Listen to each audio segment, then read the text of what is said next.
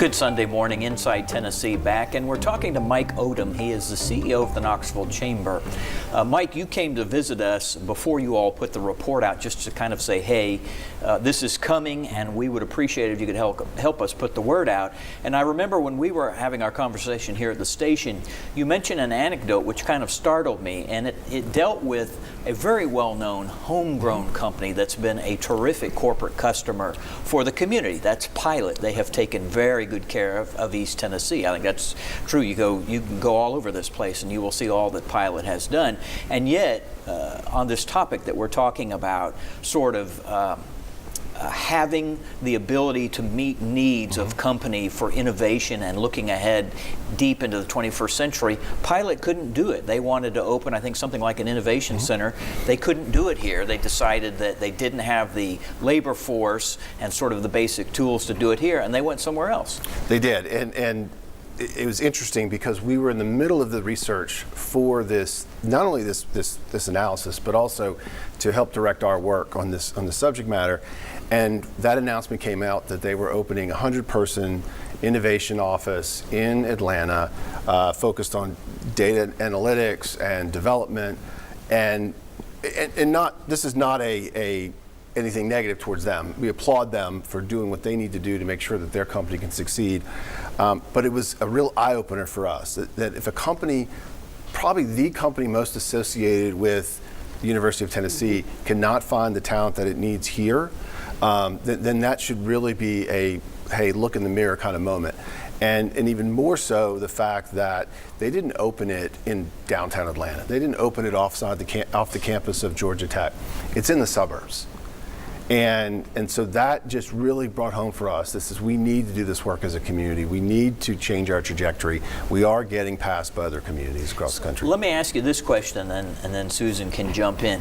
Can you give us, the audience, and us here at the table, an example of a company here right now in Knoxville that is kind of what you are envisioning, what you all are envisioning is that's what we're talking about in terms of who we need to attract, and they pay the kinds of wages that we need to be finding here. Right. We have a number of examples. Okay.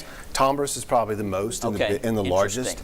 Now, Tombras at the same time has opened regional offices. Some of it is based on where their customers are. It's a big advertising and communications company. Thank you. But a lot of it is because now they've got a direct connection to the university for that talent. There are smaller ones that are in the biotech space that are doing that, are attracting people. There's a number of companies that are coming who work with the big three, but are also branching out who are doing it. So we have the foundation. We just need to be able to give them the support as a community and the infrastructure they need to really be able to harness that growth. One of the problems that you all talk about in your report is an access to capital. I mean, why is that? Why do we not have that in Knoxville, Tennessee? It's interesting. When we started to look into that, we did a whole analysis on the entrepreneurial ecosystem, and that access to capital piece kept coming up over and over again, and across the spectrum. So not only the microloan that a small business may need, especially in our black and brown communities, but all the way up to those what most people think is the startups and the innovation across that. And a lot of that, I think, is just we haven't had that mindset of needing it.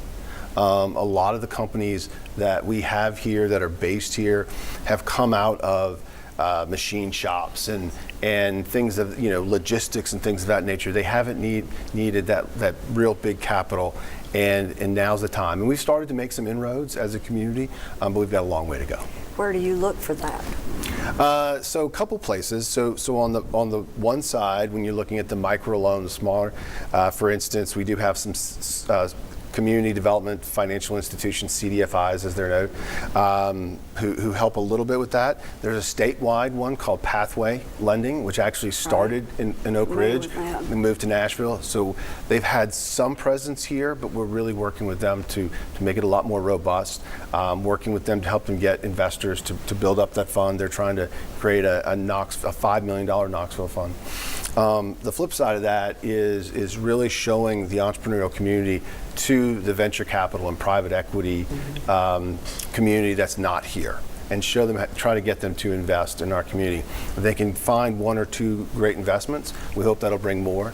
There have been some. I mean, you look at Berkshire Hathaway has two major investments here, obviously. Sure do.